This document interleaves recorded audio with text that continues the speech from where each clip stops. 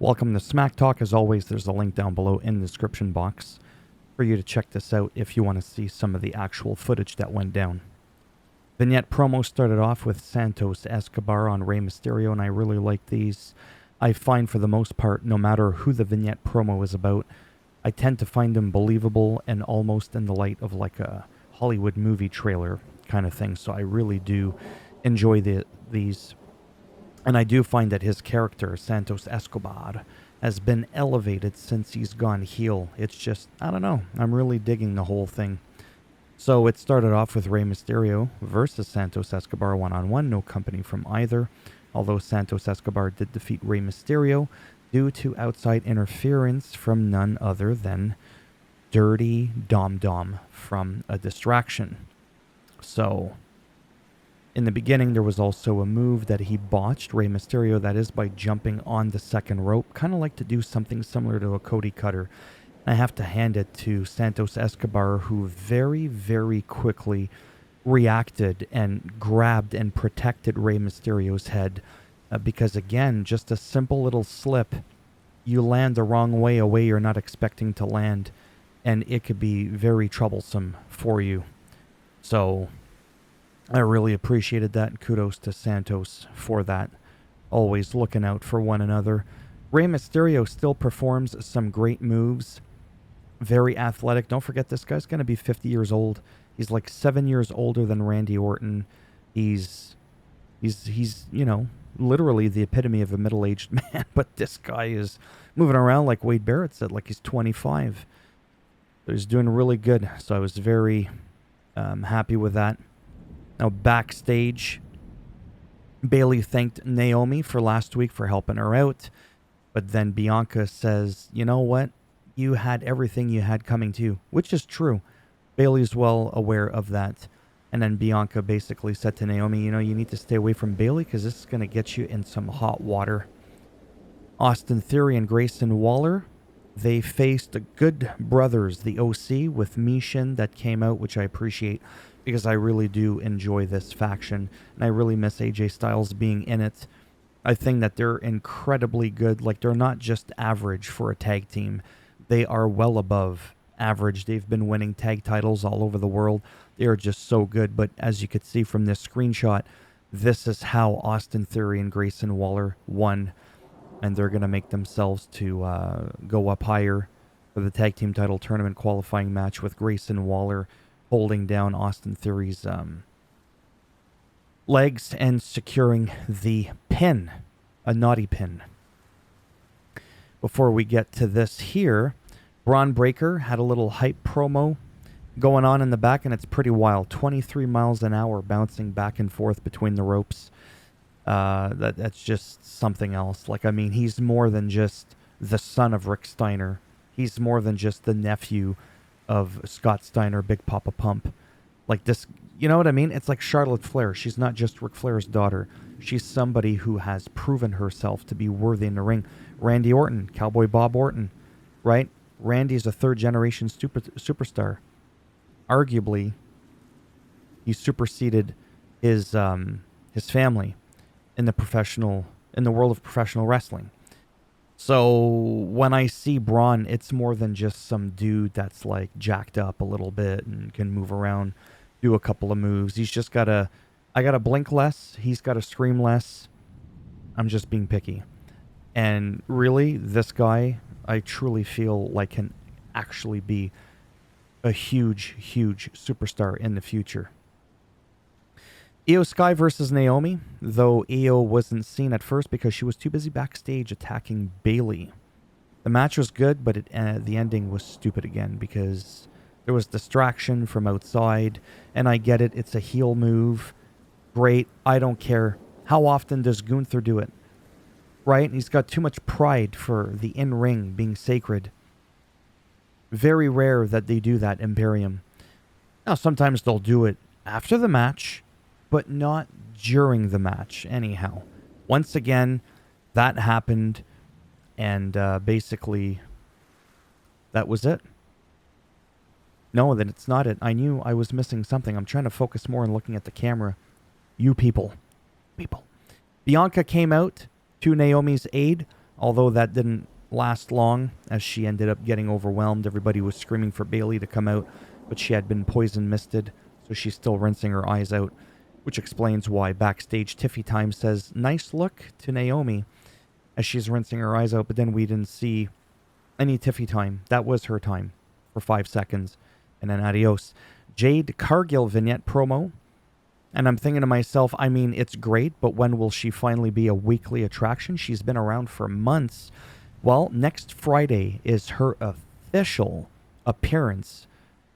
First official appearance as a SmackDown superstar. Very, very, very excited for this. Like, I can't even tell you. This woman's beyond words. Okay? Words in the dictionary do not properly convey what this woman is. Backstage, Nick Aldis chats with Kevin Owens and Pretty Deadly. This was actually pretty funny, as it led to Kevin Owens saying, "Oh, I know about being a tag team." And Pretty Deadly's like, "Oh, yeah." And then they're like, "Yeah, me and my tag partner. You know what? As a matter of fact, you want to join us?" And then Pretty Deadly's like, "What?" And then one of the two, the blondie there, nearly fainted because Randy Orton was right behind him. And Randy says, "Oh, are you okay? Hey, really like that jacket." Then out of nowhere, there was no RKO. But he was like, "Yeah, KO, you and me next week. Let's do it." It's like, but don't worry about it. I still like that jacket. I don't know. It was just really simple, but it was really, really entertaining. So I really appreciated that. Some footage of some cops, and it was actually Gainesville, Georgia. So it was actually there. Like, you could see it because, well, I mean, you could watch the clip. Gainesville, Georgia, they got the gun, the whole thing, the whole skit and skadoodle. And it was basically just LA Knight showing up at AJ's house. But they really didn't get into it. They really didn't get into it at all. It was kind of a missed opportunity. Like, I appreciated the segment. Kind of reminded me of the Randy Orton Triple H thing from like over a decade ago.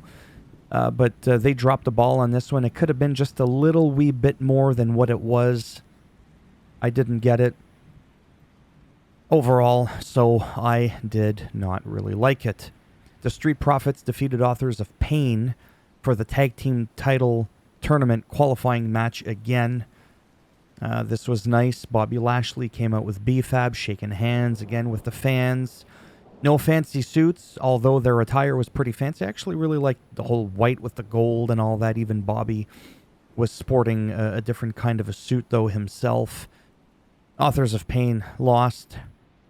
So now Austin and Grayson will face the Street Profits next week for the final match in the qualifier for the six-pack, match at Mania 40. And then in closing, what a terrible segment. Again, the whole 21 minutes is there for you to watch it. It was just dumb as shit. I know, if you've been watching my channel for the year that I've been around, and this is like my 60th or so, SmackDown, I don't normally literally dunk. I'm always like, oh, you know what? This was pretty good. But just like with the segment with LA Knight and AJ, and I'm like, what the hell was that? If I really feel strongly about something being shit and it could have been much, much, much better, even if it didn't take much for it to be much better, it's the same thing with this. Roman's promo here was absolute garbage, just calling Cody Rhodes just a stupid idiot. And it was just like, yeah, it didn't have much weight behind his words. Cody himself was fine, but it ended up there was literally no drama. There was no drama. At the end, Jimmy and Solo came out. They surrounded the ring. They didn't even jump in the ring to attack Cody because Seth freaking Rollins and Jey Uso were there. They could have given us a little preview right here. They could have done it, but they didn't. I know it's expected and it would have been so cliche and typical, but right there you could have had Seth, red on red, Seth on Jimmy. No. You could have had, Seth taking on Solo. You could have had Cody taking on Roman just to give us that sneak peek. And again, sneak peek, we could have had main event Yeet Uso against no Yeet Uso. Just even if it's just for a few moments. No guards. No security, no refs coming out. Just letting them have it. And then maybe a couple of seconds later, have them break it up. Make it so it's believable or whatever. It took a couple seconds for them to come out. you break it up. But especially to end off the show, it ended up just being a standoff. Like nothing happened. It was so underwhelming. I was like, where is it? I'm almost there. And then it just went limp. And it just died. No amount of Viagra was going to resurrect that.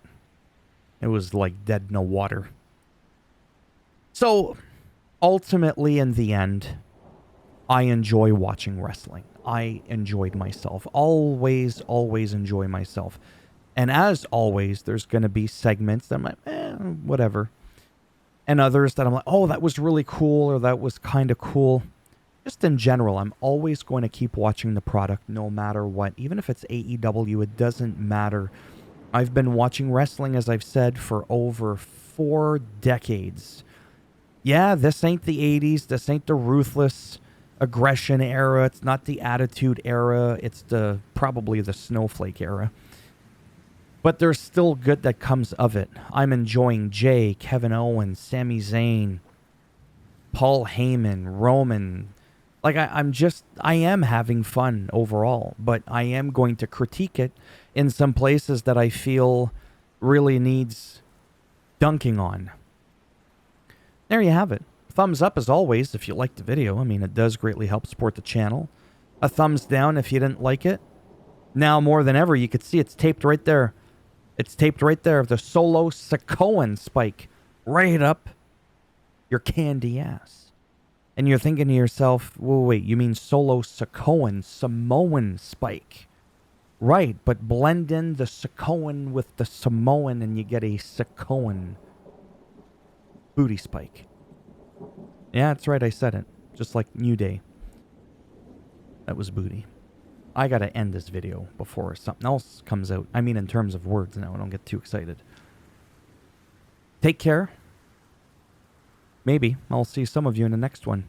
Mania's right around the corner. I don't know exactly in how many days. Was this the last SmackDown? Do we get another Smack before we go Mania? I don't know. I forget. But whatever. Take care. And I'm sure I'll see some of you soon enough. Bye for now.